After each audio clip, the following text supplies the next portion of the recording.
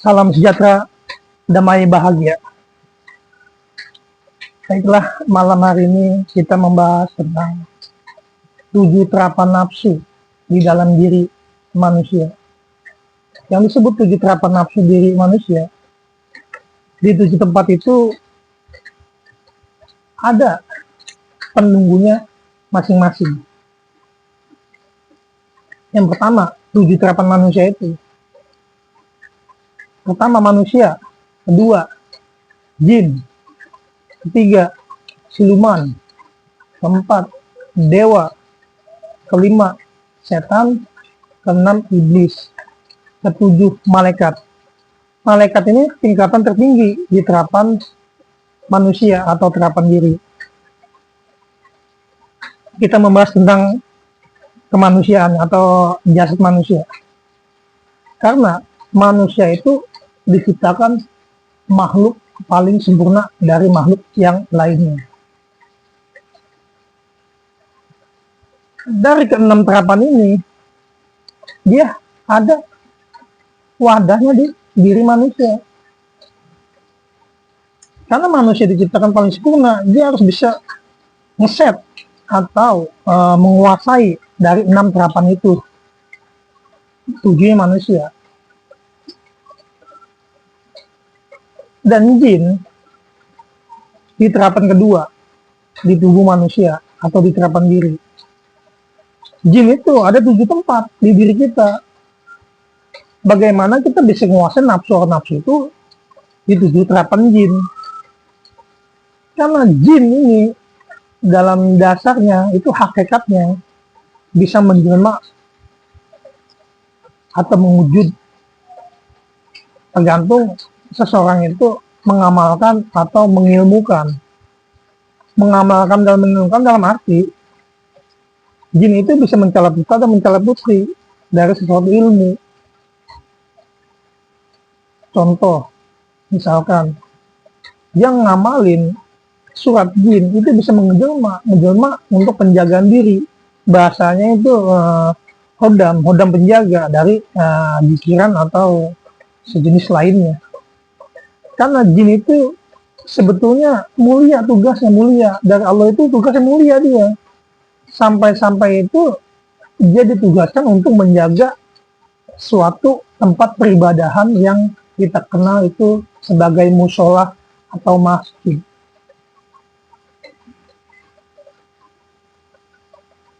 Jin itu mulia sampai diperintahkan itu atau diberi mandat sama pencipta itu sebagai penjaga masjid. Karena dasarnya jin itu ada Islam katanya, ada Muslim, dan ada yang kafir dan ada yang soleh. Tetap dasarnya di jin. Jin itu mulia tugasnya. Nah, kita naik ke siluman. Siluman ini sebetulnya ilmu atau dasaran terapan dalam diri kita juga, dan tidak memungkiri di tubuh kita itu mengandung sel atau gen siluman. Kenapa? Karena dalam ilmu kedokteran di tubuh kita itu ada sel telur. Nah, yang punya telur itu kan binatang. Nah, binatang itu kan siluman. Jadi menurut ilmu kedokteran itu di dalam diri kita itu mengandung sel telur, atau yang menyebut namanya jelmaan. Kenapa jelmaan? Kenapa manusia itu bisa menjelma jadi kesurupan harimau atau kesurupan sejenis siluman lainnya? Karena di dalam kita itu ada gen, ada dasar, ada kekuatan dari siluman itu. Nah, siluman ini juga mulia sebelumnya karena dia terkait atau sebagai penciptaan tergabung dalam gabungan diri manusia. Kenapa dalam gabungan diri manusia? Karena dasar manusia itu diciptakan paling sempurna. Semua makhluk itu ada dasar diri manusia kalau kita menggali. Dan siluman itu kalau kita keluar nih, jangan kita ke dalam, kita keluar. Itu banyak orang yang berguru dengan siluman, karena siluman itu sakti mandraguna. Sampai-sampai selatan Pulau Jawa dan selatan utara itu penunggunya siluman ular, misalkan selatan naga, ya ada naga hijau, naga kuning, naga merah, sampai 7 terap juga dia terapannya. Itu kesilumanan, dan dia bertapa di gua. Yang ngasih ilmu itu siluman, datang wujud dan perwujudan. Kalau kita keluar, kalau kita ke dalam, itu namanya sel telur. Sel telur dalam gen diri kita, itu dalam ilmu kedokteran.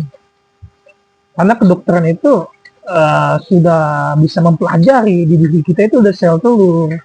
Terus kita naik ke dewa. Dewa itu yang punya kekuatan kesaktian. Kenapa? Dari siluman ke dewa, karena siluman sama dewa ini berkaitan. Dewa itu menggambarkan suatu keagungan atau kebesaran, ketinggian, kehebatan. Karena dewa itu dasarnya ada yang dari binatang. Contohnya seperti dewa Ganesha, seperti dewa kera, seperti dewa babi. Karena dia mengandung gen binatang. Karena binatang itu kalau udah menjelma, itu dia sakti mandraguna, karena dia bisa menjadi jelma dewa. Dewa itu sakti, karena dia dasarnya dari siluman. Siluman itu kedewaan. Yang sakti mandraguna itu dewa. Nah, kita naik ke terapan lagi, kita naik ke setan. Nah, karena setan itu sudah ditugaskan dalam suatu pembelajaran agama, dia ada tugasnya untuk menggoda manusia, dan dia masuklah ke diri, namanya setan diri di situ. Makanya timbul nafsu. Makanya setan itu tidak jauh dari urat nadi. Kenapa? Karena setan itu ada di diri kita. Penyembahan atau penambahan. Dia naik ke terapan lagi, naik ke iblis. Iblis itu emang penciptaan dasar awal itu makhluk yang paling ditakuti, atau makhluk yang paling bahasanya paling sempurna dari api itu dia. Nah, bagaimana kita bisa mecahin atau misahin nafsu lawan iblis? Karena iblis ini sangat sakti. Kalau ingin belajar ilmu itu iblis namanya paling sakti, paling tinggi. Bagaimana kita bisa ngalahin dia kalau dia tidak menguasai 7 terapan diri? Terus naik lagi ke tingkatan lebih lagi, itu malaikat. Malaikat itu tugasnya pengantar. Kalau kita udah bisa nerapin pengetahuan kita atau pengendalian kita sekelas malaikat itu punya pikiran, dia punya akal. Bagaimana kita bisa ngakalin, bagaimana kita bisa pikirkan. Dari malaikat ke iblis kita bisa kendalikan, iblis turun ke setan kita bisa kendalikan, setan turun ke dewa ini bisa kita kendalikan, terus turun ke siluman ini bisa kendalikan, dan turun ke jin ini bisa kendalikan, dan turun ke manusia itu sebagai finish, penentuan akhir dari sebuah penciptaan itu adalah anak manusia atau anak cucu Nabi Adam. Bagaimana dia bisa mengalahkan satu terapan nafsu dengan pemikiran, dengan pengendalian, dengan pengetahuan yang intinya itu adalah akhlak atau akidah.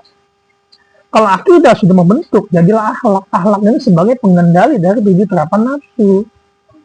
Kalau orang sudah bisa menguasain, orang sudah bisa mengendalikan diri, berarti dia 7 nafsu ini bisa dikendalikan sama dia. 7 terap nafsu ini bisa dikeluarin, jinnya bisa dikeluarin, terus silumannya bisa dikeluarin, dewanya bisa dikeluarin, setannya bisa dikeluarin, iblisnya bisa dikeluarin, malaikatnya bisa dikeluarin. Jadilah menjentul diri di situ. Makanya di situ namanya manunggal diri. Kalau dia udah ketemu menunggal diri, dia ketemu sama sang pencipta diri. Kalau dia sudah ketemu sama sang pencipta diri, jadilah pengendalian diri. Bukan dia ketemu sama Allah, bukan dia ketemu sama pencipta, dia ketemu sama penciptaan diri dia. Jadi dia bisa mengendalikan diri, dia bisa mengendalikan nafsu, dan dia bisa menciptakan suatu kekuatan, kesaktian, pikiran, dan akhlak. Karena akhlak itu barang tertinggi dari suatu ilmu pengetahuan. Itu yang mengendalikan nafsu kalau kita udah menguasai akhlak, pikiran, perkataan, perbuatan, digabungin dengan akidah, timbullah akhlak, muncullah di situ nur. Nur itu dari segala penciptaan 7 terapan diri halus, 7 penciptaan diri kasar, dan 7 penciptaan nafsu. Makanya disitulah peran diri untuk mengendalikan suatu diri. Diri kalau bisa dikendalikan, berarti mempunyai kemampuan diri. Gitu. Dasarnya adalah diri. Kalau kita bisa menguasai diri, 7 terapan ini bisa kita kuasain. Karena ilmu, kekuatan, kesaktian kalahnya dengan pengendalian diri. Kalau kita tidak bisa mengendalikan diri, kemakanlah dengan ilmunya diri dia sendiri. Makanya pemahaman, pengetahuan itu tentang kemampuan diri sudah ada di kitab Tauhid. Dan tidak banyak yang mempelajari kitab Tauhid. Kitab Tauhid itu ada di diri. Kalau kita menggali diri berarti ketemu dengan tauhid diri. Kalau dia menggali keluar berarti dengan ketemunya dengan kekuatan kesaktian siluman, jin, setan dan sejenis makhluk lainnya. Karena kalau kita udah bisa menguasai kemampuan diri ini bisa mecah. Misalnya kalau dia mati. Pertama, jadi pocong ini bisa mecah karena kekuatan kesaktian ilmu. Pocong bisa jadi kuntilanak kalau bagi wanita, dan pocong ini bisa pecah menjadi genderuwo kalau dia seorang lelaki. Nah, genderuwo ini bisa mecah jadi banaspati atau butuh hijau. Dia tergantung terapan tingkatan ilmu yang dia pelajari dari kemampuan atau peningkatan diri nafsu itu. Intinya orang tidak bisa mengendalikan kalau dia tidak bisa menguasai 7 terapan nafsu. Karena nafsu ini terbentuk dari 20 sifat. Sifat apa yang bisa menjelma itu? Sirik, dengki, kekuatan, kesaktian, ilmu. Karena dari 20 sifat. Dari 20 sifat ini wujud ke ilmu. Nah, wujud ke ilmu dia nafsu atau amarah di situ. Apa pengendalian? Karena dari 20 sifat ini wujud. Kalau dia tidak bisa menguasai, dia wujudnya misalkan ilmu. Jadi kekuatan kesaktian timbulnya amarah, dengki. Kalau dia bisa mengendalikan diri, timbulnya akhlak, budi, pekerti. Karena dasarnya tertinggi pengetahuan itu adalah budi. Dasarnya ilmu adalah arti dari sebuah budi. Makanya kalau dia mengetahui dengan arti sebuah budi, tentulah manunggal diri. Itu disebut namanya pengendalian diri. Mungkin sampai di sini penjelasan 7 terapan nafsu dan pengendalian diri.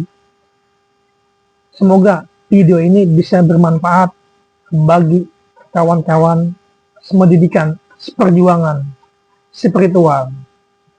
Salam jejak spiritual pencinta alam.